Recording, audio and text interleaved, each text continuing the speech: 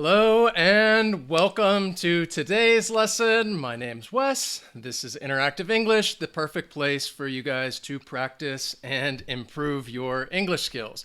So today's lesson is super cool because I am going to talk to you about some confusing words for English learners and go over 8 different words that might be very confusing for you. So we're going to talk about that today.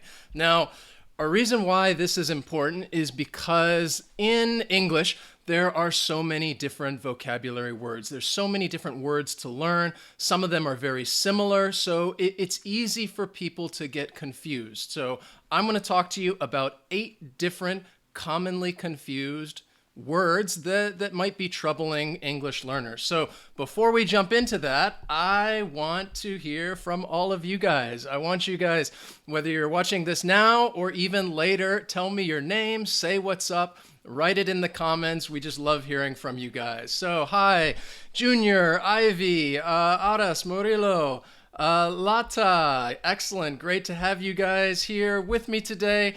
Sorry if I missed some names, but I will try to say what's up to everybody as I can. So thank you guys for joining me. Today, again, we're talking about some confusing words in English. And this is a great way, if you know these words, if you know how to use them correctly, this is a great way to improve your overall English fluency as well as your comprehension because you'll know the meaning of what people are trying to say. So let's first talk quickly about, well, why do people confuse some of these words? And I've given you 3 different reasons why. It might be a grammar rule, whether a word is a noun and a word is a verb. So it could just be the part of speech, which confuses people. The words could be, you could have 2 different words that have a very similar meaning, but the meaning might be slightly different. And because of that, learners might use the incorrect word. And the last reason would be homonyms. So you may have seen this graph before. We had it in a previous lesson when I talked to you about some confusing words. And if you want to check that lesson out later on, I'll throw up a card so you guys can see that lesson as well.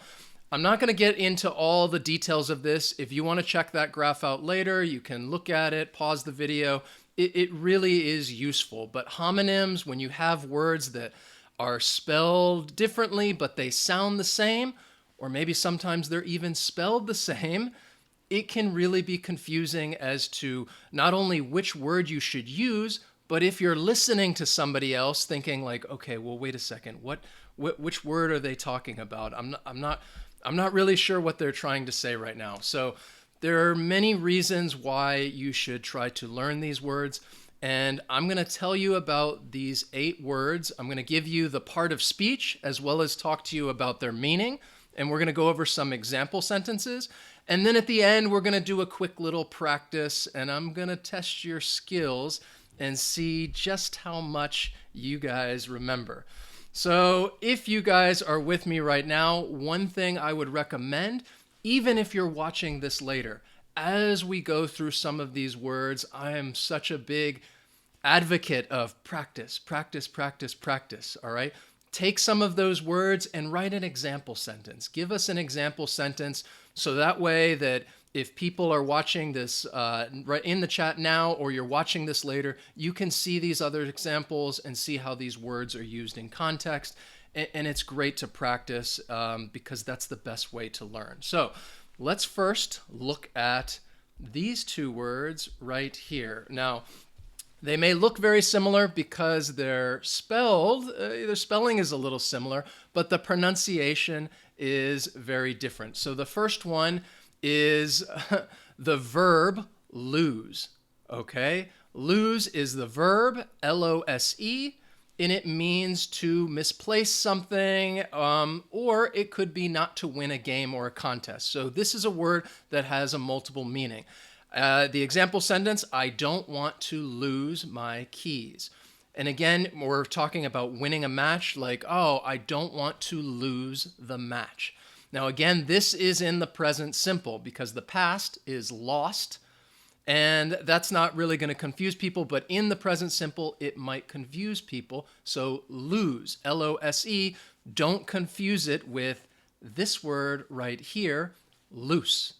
Now, if you hear loose, then you're talking about the adjective, and that means that something doesn't fit correctly. So I found that image and that sentence like, oh, she likes wearing loose shirts.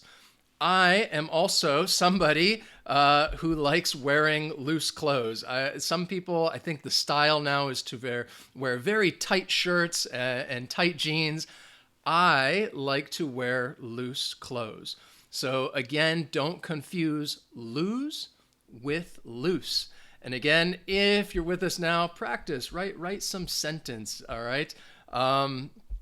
So you can practice using those. Remember, lose, misplace, you don't have it, or you don't win the match. Loose is talking about the way something fits. So when you think loose, L-O-O-S-E, think about clothes, all right? That's probably what they're talking about. The next one, which I think is commonly confused, is this right here. So we have, the difference is maybe is one word, it's an adverb. And you're talking about perhaps, possibility, one word, maybe. Oftentimes you see this at the beginning of a sentence. Maybe I'll go that way, maybe I'll go this way. Maybe, two words, it's a verb. It's a helping verb, may, plus the main verb, to be. Because when you're talking about helping verbs, we're using the base verb afterwards, may be. And the reason this is confusing, and I gave you that example sentence, she may be in her office. The reason this is confusing is because the meanings are similar. One is an adverb, one is a verb. The adverb means, again, possibility.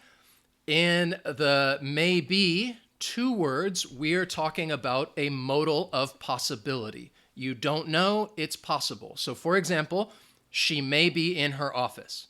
It's possible, we don't know.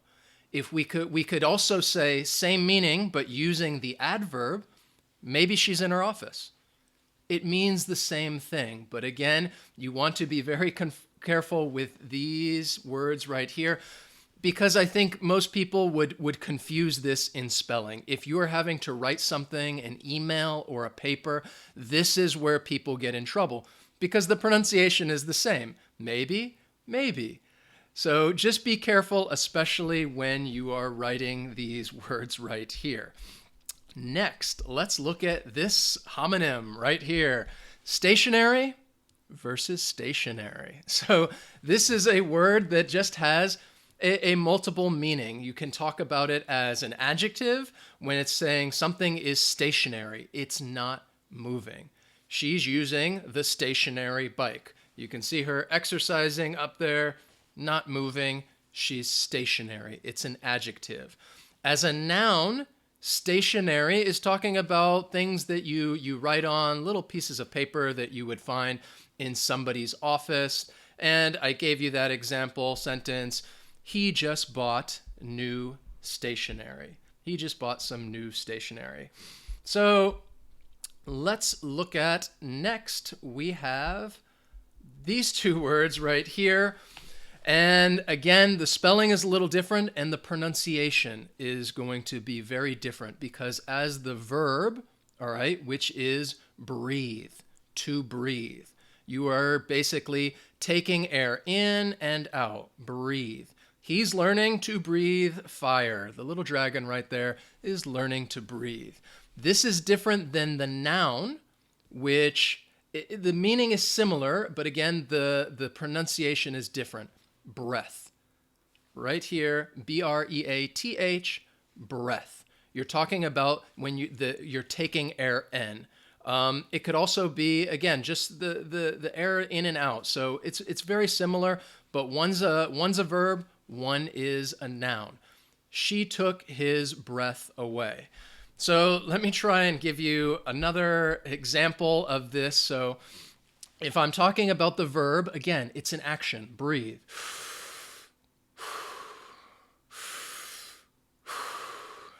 I'm basically breathing. Now, if you were here, maybe you're in front of me and you'd be like, "Oh, wait, what did you have for lunch? I don't know. I don't like the smell of your breath." Then you're using it as a noun, all right? So somebody can have bad breath.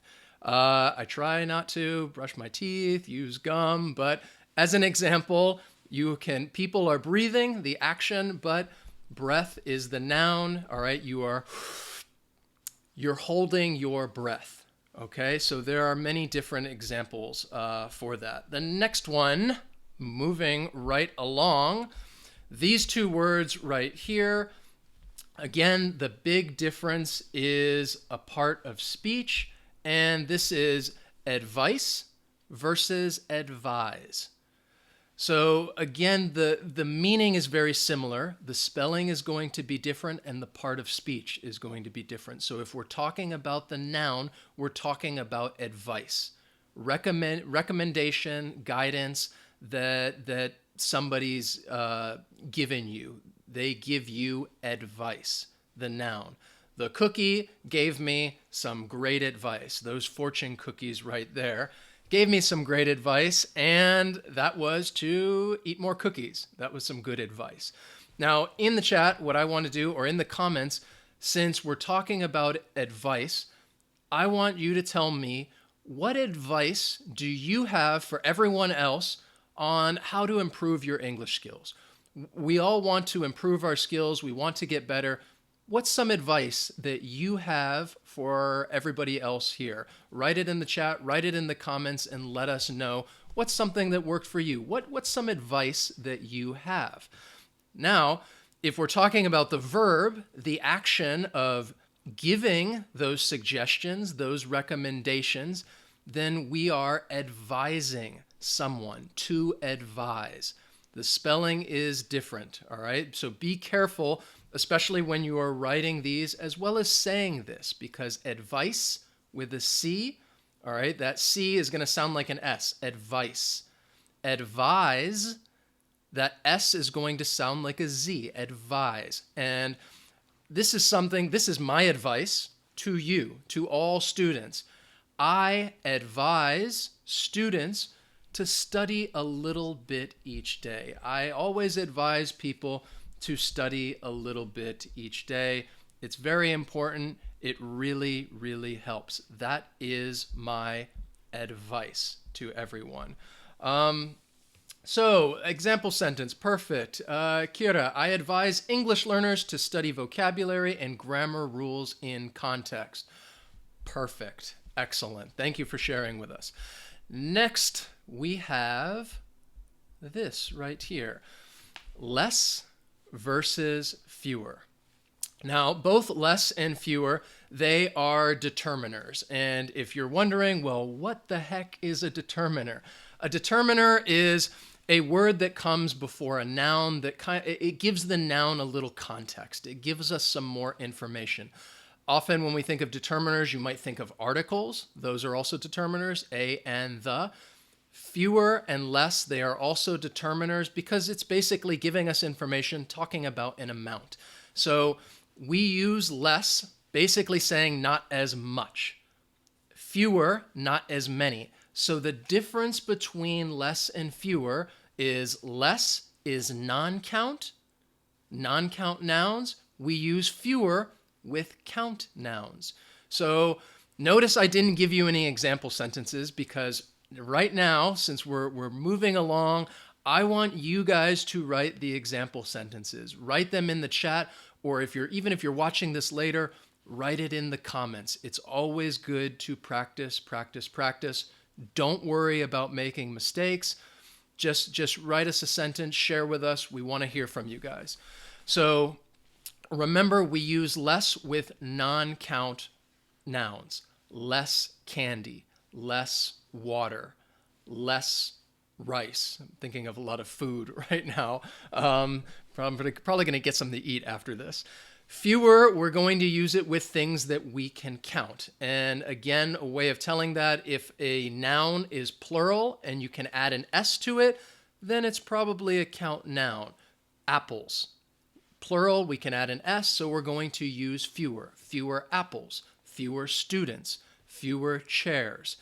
Now, this is fewer and less. This is one that really can confuse people, I think even native speakers as well, because I wanted to tell you that if you go to America and you go to a grocery store, you might see this used incorrectly, because I think in most grocery stores, or many around the world, if you don't shop a lot and maybe you only get 10 things, or you have fewer than 10 items, you can go to a special line, which is faster. And a lot of those times you'll see a sign at the top there, and it might say something 10 items or less. And this is, grammatically speaking, it is incorrect. But this is something that you will see in grocery stores all across America, 10 items or less. And it brings back that other conversation. Well, is it okay? What if people in America or Britain are using the language incorrectly? What does that mean? And that is a separate debate. But again, I'm just trying to show you that there are many instances where, whether you are an English learner or you are a native English speaker, people will use words incorrectly all the time. I use them incorrectly as well, some of them, and you just got to keep studying and learning. But so that you know that this is how they should be used, the correct way, we use less with non-count nouns, and we use fewer with count nouns. If you're in the store, it should say 10 items or fewer. So next, what I want to show you is, somebody have a great example sentence. We should consume less sugar if we want to be healthy. Perfect. Next, let's look at these two words right here. Another homonym, all right? But they're spelled differently, or are they? Story versus story. The pronunciation is the same. We're talking about two words here. They're both nouns. Most commonly, we're going to talk about the word here, which is talking about a tale, an account. You're talking about something that people might tell. They tell a story, or maybe you're reading a story. It's something, events that are happening. It is a story. It's a noun, and we're talking about here. You could talk about a terrifying story. So right now, I want you guys practice again. Practice using these words. And give me a sentence, if you can, in the chat, in the comments. Now, story down here is talking about a level of a building. Now, it can be used as, so for example, I have this, a 2-story building. All right, it's a building that has 2 floors. All right, a story is basically, again, a way of saying floor. They're synonyms. 3 floors, 3 stories. 10 floors, 10 stories. Now, one thing that's confusing is story, S-T-O-R-E-Y. That is how most English varieties, British English, that's how they will spell it.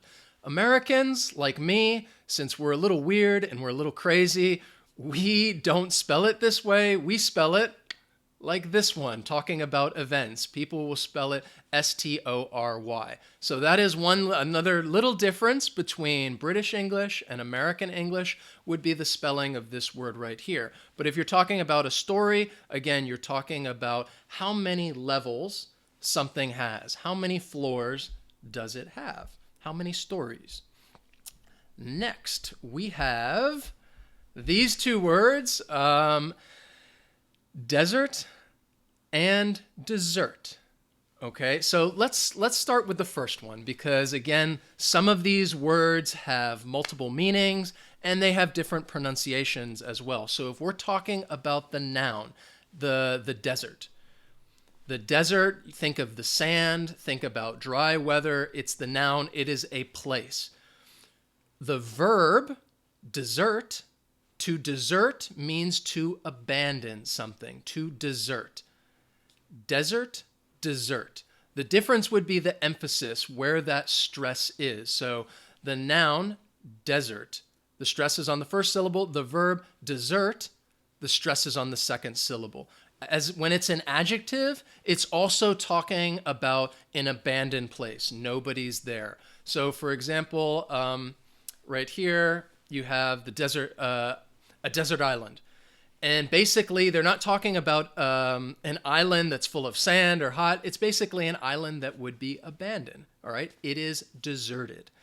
Don't confuse that with this different spelling. Remember, double S, two S's, something that probably many of us love, including myself, and that is dessert.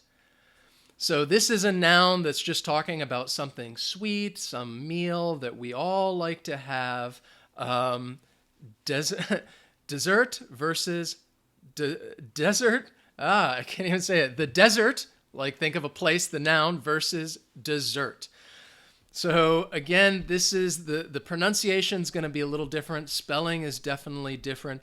And just make sure that you guys, you're trying to use these correctly. So let's look at, thank you for example sentence. Giselle, my favorite dessert is ice cream. Excellent. I love ice cream as well. My favorite ice cream is vanilla. I love it. So even though I know some of you may think, oh, that's such a boring flavor. But, like I said, Americans were a little weird, a little crazy. So now that we've talked about some of these words, let's practice them. I'm going to give you some questions, and I want you to write the answers in the chat. And even if you're watching this later, I want you guys to interact. This is interactive English in practice. Write your answers in the comments, all right? Write to us. We want to hear from you guys. So let's look at number 1, all right? Write your answers in the comments. Here is your question, all right? Here's my join our social media classes. Are you going to use advise or advice? Remember the difference between these, the part of speech. One's a noun, one is a verb. Here's my join our social media classes. What would you guys say? Are you going to use advice or advise? All right, so yes, excellent. I see many people, Ivy, Lata, Ani, Patricia, excellent. The answer is, we're talking about the noun, all right? We're talking about the noun advice that you would give somebody. Here's my advice. Join our social media classes. And yes, if you have not joined us, Facebook, Twitter, Instagram, please join our social media classes. We love posting questions, interacting with you guys, helping you practice your English skills. Join them. Next, we have this question right here. Write your answer in the chat, in the comments. How would you complete this sentence? Take a deep and relax. Are you going to use, remember the difference, all right? Breath, breathe. Which one would complete that sentence? Again, we're talking about one's a verb, one's a noun in this case. Take a deep and relax. What would you say? Breath or breathe? All right, remember, so if I'm saying take a deep, all right, the key word in there, think of because that means we're talking about the noun. And the noun is breath, all right? Take a deep breath and relax. Take a deep breath and relax. Perfect. All right, next, let's look at this one. Now, this is a double one. Remember, what's the difference between loose and lose? This is something that many people will confuse. If your pants are too you might your pants. And this has happened to me before, actually. If your pants are too you might your pants. How would you complete that sentence? What do you guys think? Remember the difference. One is a verb, the other is an adjective. All right.